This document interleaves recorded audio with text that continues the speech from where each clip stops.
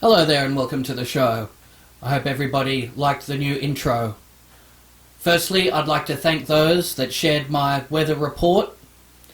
A lot of people are becoming educated on geoengineering, which is very reassuring to see. But on to today's show. Our guest is Jessica Jones, host of Into the Portal on KGRA Digital Broadcasting, and she also hosts Remote Viewing Investigations on Spaced Out Radio. It's a pleasure to have her on the show, so let's cross over to that interview now. Hi Jessica, thank you very much for appearing on the show. You offer a wealth of information that the viewers can benefit from on your channel and a lot of the interviews you do.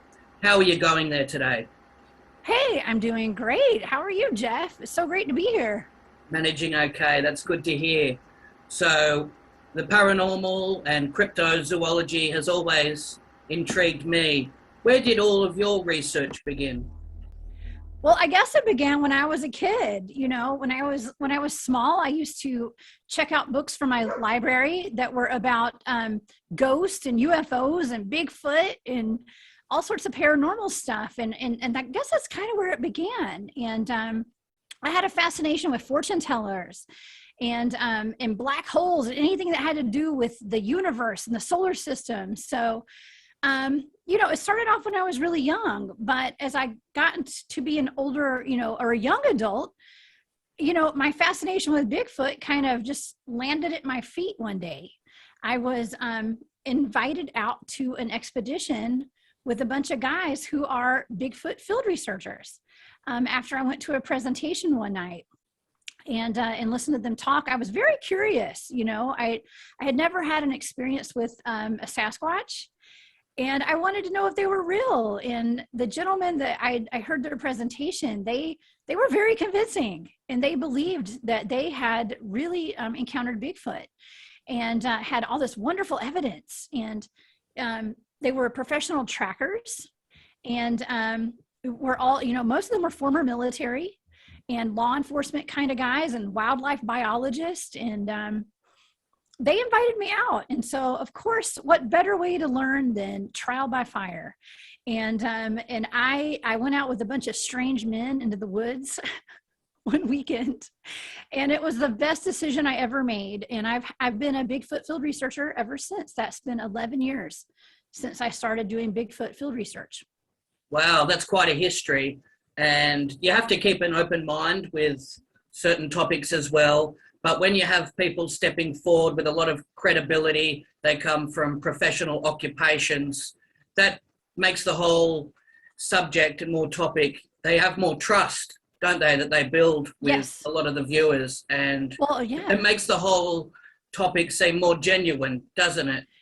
It does. And actually, I worked in government myself. So I kept this very quiet for many years because I was an executive director of a state agency here in Georgia. I live in the United States, in Georgia near Atlanta. And I ran an agency for women for the state of Georgia. And so I didn't want to be looked at like I was crazy. I might be we're all a little crazy, right? But I kept it kind of under wraps that I was out there doing Bigfoot field research for a long time. But the people that I was in the field with were very credible people. And that makes a huge difference. We're not just a bunch of, country folks out in the woods. And I'm a country folk. Trust me, I'm a country person. But we just weren't a bunch of, what do you call it? Like those TV shows they kind of portray Bigfoot field researchers as a bunch of dumb people, rednecks and stuff. And, it's really an interesting portrayal when, compared to the people that I go out in the field with. They're very, very educated, and I think that's actually how most of the field is. I think that it's, yeah, See, I think a lot of they're the portrayed time wrong. there's a government propaganda and the programming that they put through. Yes. They run a smear campaign on anybody that's out in the field doing research or going and looking and going on these adventures that tries to discredit the whole movement. And there's some people with professional backgrounds, they do have sightings, but they remain silent. out of fear of being judged or ridiculed, especially in these small communities as well. But thanks to people like yourself speaking out about it, that takes away some of the stigma, doesn't it? It absolutely does. Oh, I just got goosebumps. Yeah, it really does. And it's, you know, and I, for whatever reason, I feel like I've been called to start speaking about this in public. And I think it's because it's time for the world to wake up in a lot of ways. And what better way to do that than to have some normal everyday people talk about our experiences. And, you know, I have a couple of shows that I do. And I've been able to bring on my research friends who normally would not go on any kind of show or podcast to talk about their research, but they trust me and they know that I'm a researcher. And so they've been able to come on my show, and we've really been able to put a lot of real evidence out there, and just to wake people up to the fact that there are cryptids, and there is a whole other reality than this 3D matrix that we're all living in, and we've been taught to live in these little tiny boxes, you know. But I've never lived in a box, Jeff. I've always been one who has been wide open. I love to experience everything. And, you know, and through my experiences, maybe I can help to raise the consciousness of this planet, and just to help people come to terms with the fact that, you know, Bigfoot is real, Sasquatch, Yowie, they're real. And it's not, this reality is not what we've been taught. Yeah, I believe that's the case as well. And it's not just campfire stories. There's a lot more to it than that. I've had on Sage Accord from Expedition Bigfoot. He's appeared on this show before. And I've also had someone from Australia here as well, Attila Caldi, Search for Australia's Bigfoot. And when you listen to some of the testimonies and how they recount some of their research, it definitely gives it a lot of merit. So it's wonderful to hear more people speaking out. Sometimes they've taken fiber samples and hair samples back to labs, and there's a lot that goes into it, isn't there? Absolutely. You know, in my team, we actually started off as super scientific, you know, and collecting data samples and things like that. But then we've kind of gone to more of an experiencer type of team. Okay. And so now we are experiencing, we don't go out with so much equipment, you know, and I'm a member of several different teams. Okay. Every team is different, but yeah, it's, right now I don't take as much equipment out into the field as I used to, because I feel like I get a lot more experience and a lot more interaction with the Sasquatch if I don't take all the equipment and I don't have all the devices and the recording devices and the Geiger counters and the EMF detectors and all that kind of stuff. I'm more on a level now of not wanting to prove this to anybody. That's not important to me anymore, and I don't think it ever was, actually. But it's more of an experience. And you know, if I'm able to experience it and share my story and people will listen, that's great. But I'm not here to prove it. No, it's very entertaining and educational as well. And you have to let the viewers make their own opinion and be their own judge. But yes, it's very interesting, and some of the technology and the equipment they take out. And there's also another frightening aspect to this. Over there you have Mount Shasta, and there's a lot of missing hikers and campers. And some people draw a link that could possibly be Sasquatch or some sort of mythical beast could be responsible for some of the disappearances and people that have ended up miles away from where they first went missing. There's a lot of strange, abnormal anomalies that are associated with some of these disappearances, isn't there? Absolutely. And we have clusters of missing people all over the United States. And I'm sure it's in Australia as well, and all over the world. And what's interesting is that my team, we have several areas that we research of super high strangeness. And I'm not sure if your audience is familiar with this, but there's a place called Skinwalker Ranch in Utah, here in the US. Yes. And a lot of all of our research areas are just like Skinwalker Ranch. We have the same type of activity at these places, and they're all classified undisclosed locations. We don't tell people about our research areas because of the integrity of our research. But I can promise you that we have documented things that could explain where these missing people are going, actually. And I'm not sure, it's actually absolutely a possibility that Bigfoot is taking away people and kidnapping people. That's a possibility. But my team has documented something that's even more interesting, in my opinion, which we would consider to be a portal. Okay, a portal where something showed up in the field one night while we were out in this place that we call the meadow, and it was not seen with anyone's own eyes, but you could see it with the FLIR and the thermal. And it was a big cube, a big box, and it was an anomalous occurrence. And it was something that had never been in this open field before. And 2 of my teammates were sent over to check it out. And as they walked up to it, their heat signatures completely disappeared. Okay, the gentlemen have explained, both of them said that it was like walking into a black velvet dark curtain, and the temperature changed and the environment changed. Okay, all the while they're being recorded. We actually have this documented. They're being recorded disappearing, and this is an open field. They should have not, their heat signature should never have disappeared. And they had enough wherewithal to turn around and walk out. Both of them are former military, okay? And one of them is law enforcement for many years. They knew that something was off. And so they said they couldn't see the stars anymore. They lost radio contact. We all carry ham CB radios with us out in the field. So they turned around and walked out, and their heat signatures reappeared. Now the cube shrunk down to a smaller size, and it moved, and then it disappeared. Okay, so is this what people are encountering out in the woods? Are they walking into these things, and are they disappearing off the face of this earth? Where are they going? What is this? We don't know. We don't know. But I can tell you that's not the first time and the only time we've experienced that. That's an amazing story. And I've heard of similar testimonies around that Skinwalker Ranch where they have witnessed some type of portal open, and whether it was some type of interdimensional entity coming through and then going back, are people going missing through these portals?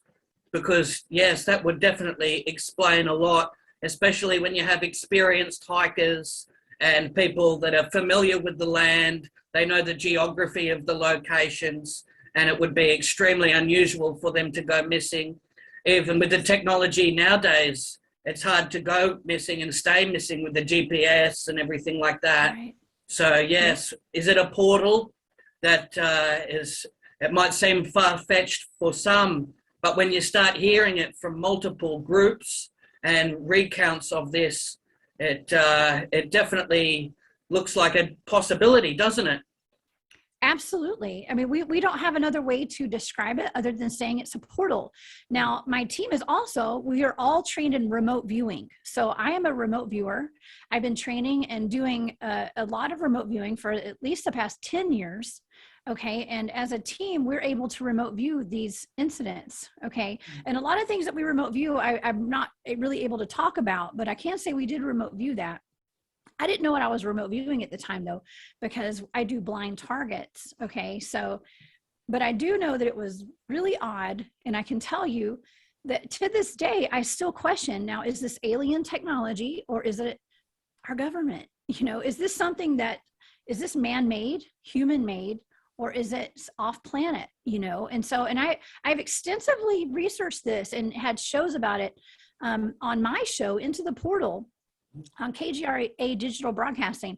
I brought multiple teammates on and people from all over that are experts. Well, I guess none of us are really experts, but people who are very knowledgeable in the ET field and UFO field and in the Sasquatch field, you name it. I've had them on my shows, and we've talked about this, and we've examined everything from, my friend Barry Littleton. He and I both spoke at Camp Disclosure last year. And that's where I came out of the closet as a Bigfoot researcher, by the way. And was right. Just last year in August. And so he was given his presentation, and I saw that he had been abducted most of his life and had close contact with ETs. And he had pictures of the insides of these UFOs and these crafts that he had experienced that he put up on the screen. And there was a black box, a cube, just like the one that we encountered in the field, inside one of these spacecrafts.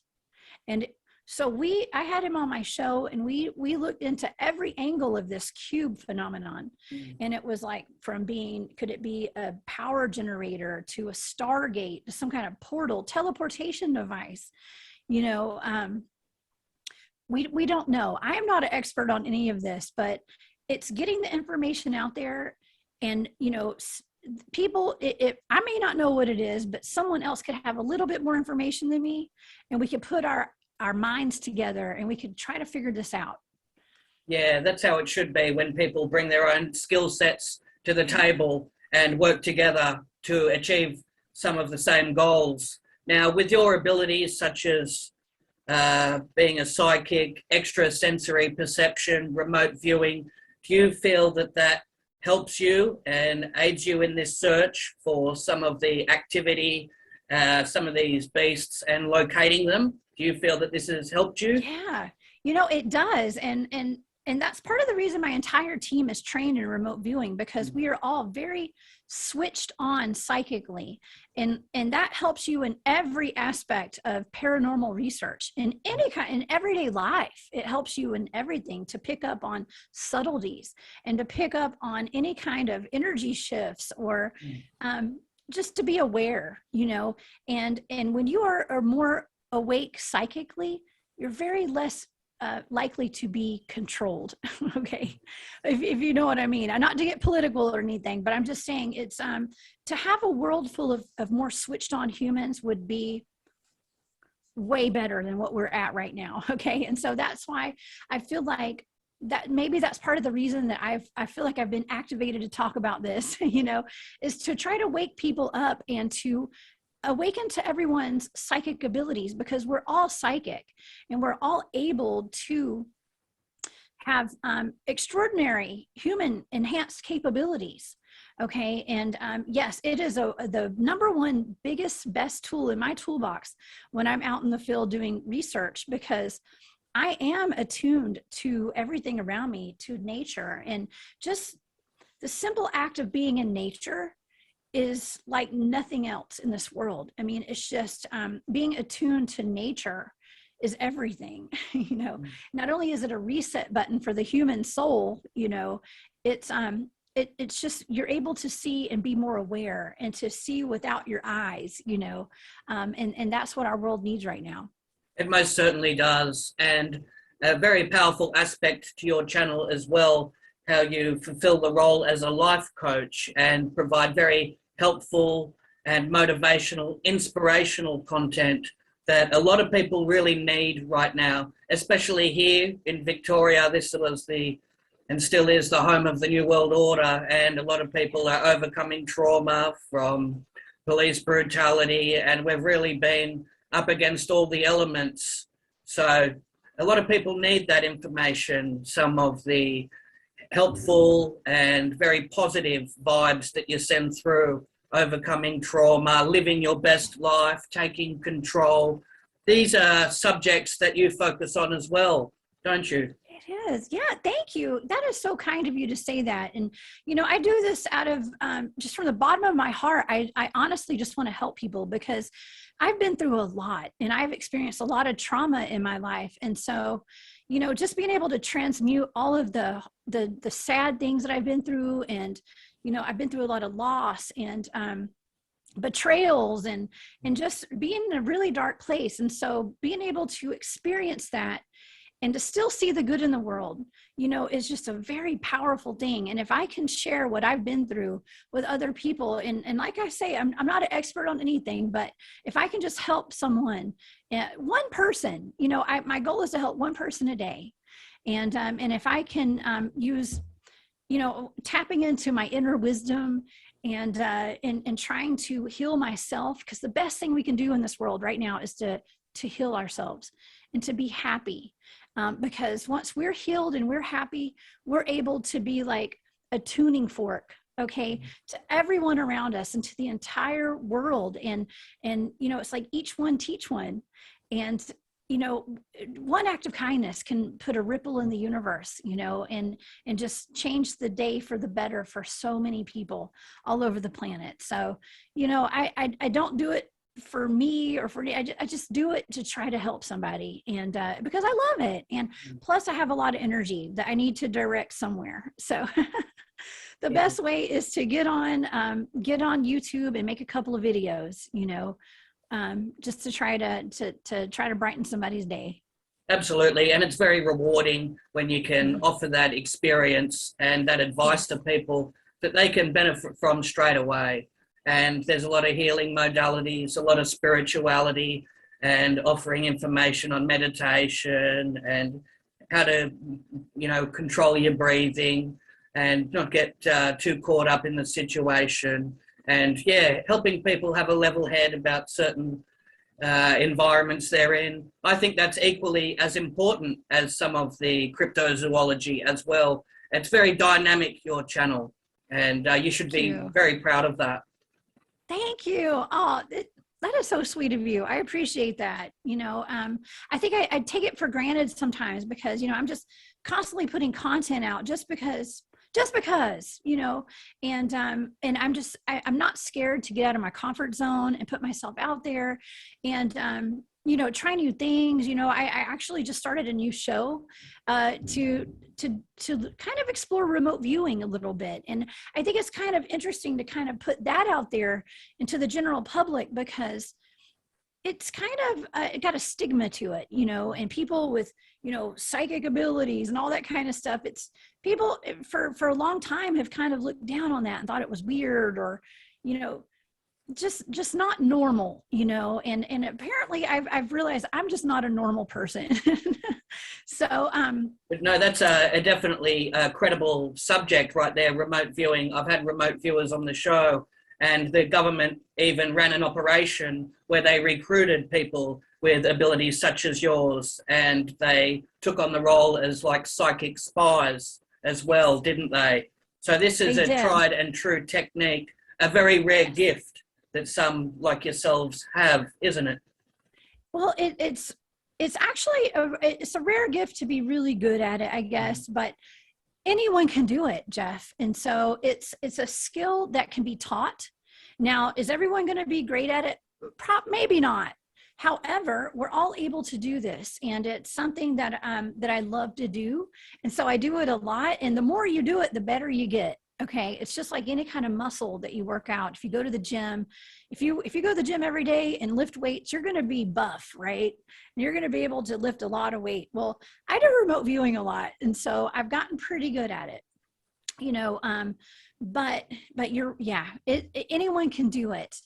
Now, as far as it being something that's psychic, yes, I am psychic, and I am very in tune with the other realms and whatnot. And I've seen ghosts since I was a kid, and I mean, I've had contact with ETs, and I go out in the woods and talk to Sasquatch, so dealing with telepathy and things like that.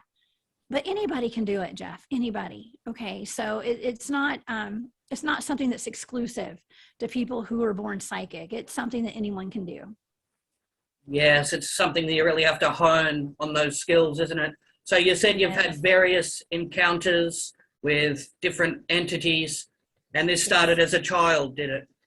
It did. It started off when I was a kid. I believe that I don't even remember everything that I experienced. A lot of times when we're kids, we'll experience pass on loved ones and maybe even ETs. And we shut that all down because we are taught, especially going into the public school system, like I was, to that stuff's weird, and it's almost like we're shamed into living in a fear-based society, and you gotta conform, and so I think that a lot of my experiences I probably shut down and I don't even remember, but I do know that from a very young age I was very switched on, and it wasn't until I was a teenager I remember seeing ghosts and things that weren't supposed to be there. And as a young adult, that's when I started going out and doing Bigfoot field research. And the first time I went out in the field doing Bigfoot research, I had a UFO encounter, an ET contact kind of thing going on. And so I was encouraged to, my entire team was encouraged to start studying abductions, alien abductions. And I did that. I started reading books like The Threat and Communion and Secret Life. And lo and behold, I started waking up at night in my bedroom and there were aliens in my bedroom.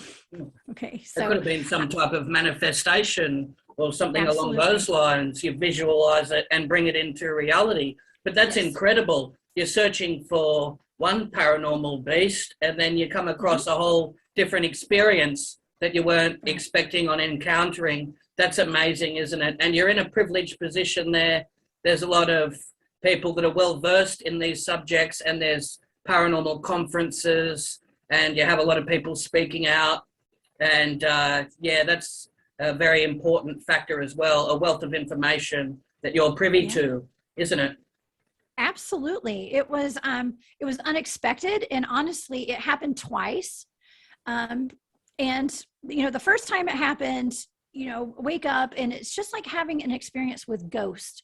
I've for many years had experiences with spirits. I'd wake up at night and there'd be people standing by my bed and they would be solid and look like normal humans, and they would be talking to me telepathically. Their mouths would never move. Okay. But I was being told things and they were talking to me and I absolutely understood it, but I remember their mouths not moving. Well, let's fast forward to 10 years ago when I started having the ET contact.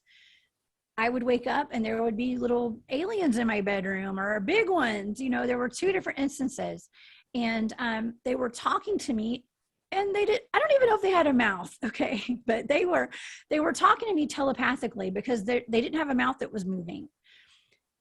So, of course, my analytical mind starts thinking, well, were those ghosts I was seeing as a young adult ETs? I don't know. The more that I'm learning and the more I experience, the less I know. It's remarkable that you have memory of it. For some people, abductees, they have to be placed into a hypnotic trance for them to be able to remember such experiences, and in which some are absolutely frightening as well. And the person is literally reduced to tears when they're remembering such events. It seems like some of your experiences weren't as traumatic as some. Would you agree with that statement? Well, honestly, I'm inoculated. Okay. I like to call it inoculated. I have been in the field doing hands-on, boots on the ground research for many years. And so not a lot of things scare me anymore. Okay. I get more scared by crazy humans than I do paranormal. And there's a lot of them around. Oh, trust me, I know. So I'm inoculated to it. Nothing is too weird for me at this point in my life. So no, when I see things, I'm just like, oh, okay, well, that's weird. Am I seeing that? Yeah. Okay. That's a big alien by my bed. Okay. And usually I get knocked out and I go right back to sleep. So, it's not by my doing. If I could, I would jump up and probably fight it or run or do something. But, I think they have an ability to make us go to sleep and do what they're going to do too. I have no idea. I don't know what happens when we encounter those things, 100%. But yeah, I've been inoculated to it. Now, there are a lot of people who are not inoculated to this phenomenon. And so it would be terrifying to the average human. Okay. Yes, and some people have even reported having visits from like the Men in Black or some government agencies trying to step in, interfere, perhaps confiscate any footage that was taken of anything that was unusual. There's also that role that they take on as well. They want people to be intimidated when it comes to speaking out. But when there's more brave people like yourselves talking about these subjects, it brings more credibility to it. And then that gives other people courage to step up and speak about what they've seen, doesn't it? So it's valuable work. Thank you. Yeah. Well, I didn't do this on purpose. I'm not talking about this just because I had a want and a need to do this. I just kind of, it was put out here. Okay. I was asked to speak at a conference and I did. And then I went on podcast and here I am. And now I have 3 different shows that I'm doing right now. I'm about to be hosting it on Spaced Out Radio starting in May with a show about cryptids too. So that's coming up. But it comes from a very authentic, genuine place because I don't know what I'm doing. Okay. And I'll admit that to anyone. I'm just here. I've had some experiences and I'll share it with people. But like I said earlier, I'm not here to prove anything to anyone. But I have been through some things and I've seen some weird crap. Okay. So, and I know that it's very traumatizing to people who experience Sasquatch and experience Dogman and Yowies and ghosts and ETs. And I get contacted. I've been contacted several times from people who think their children are being abducted by aliens, and have pictures of it. And I get sent things all the time asking for my help, and the best thing I can do is to try to help and send energetic healing to people. And, but it's just something that we're all experiencing. A lot of people experience it, whether they remember it or not. Okay. Yeah, most certainly. And what sort of feedback have you received from the viewers? I have had nothing but positive feedback so far. Okay. Now, occasionally someone will get upset because I said Bigfoot and not Sasquatch. Things like little nitpicky stuff that to me, it is what it is, and I am honestly kind of shocked that I haven't had more pushback than I have so far. But, coming from a very genuine and authentic place, people can relate, and I can relate to other people. And I just put what I know out there, and I try to let people tell their stories on my show, into the portal. I try to just bring people on who are down to earth, boots on the ground researchers who have really experienced traumatic things. And so through our experiences, we can talk about this and help people, and to wake up people as well. Well, I urge all the viewers to tune in to your broadcasts, very educational, enlightening, and some of the stories that they will hear, absolutely mind-blowing. Is there any closing statements you'd like to leave? I'll put all the information in the description so people can follow up and benefit from what you have to offer there. Anything that you'd like to leave? Yeah, absolutely. Jeff, thank you so much for having me on tonight. And, I just think that my advice to everyone watching is get out of your comfort zone. Go do something that scares the heck out of you at least once a year, just to, when someone has a Bigfoot sighting, that really, busts you out of your 3D dimensional way of thinking and living. And it's a great way to have your consciousness elevated quite a bit. And, just to live life, like try to live your life to the fullest every day, in any way you can. And just have an open mind, keep an open mind and surround yourself with people who have open minds, and don't be scared to cut out things that aren't serving you anymore in your life, and just to live your best life and to travel light. Okay. Travel light, cut the fat is what we call it, trim all the fat out of your life. Just move through life with the basic necessities and have fun and, get out of your comfort zone and quit caring what people think about you. Okay. That's beautiful advice. Thank you very much. And if you own a ranch or a property out there, you might want to consider putting in some trail cameras because you never know what's out there.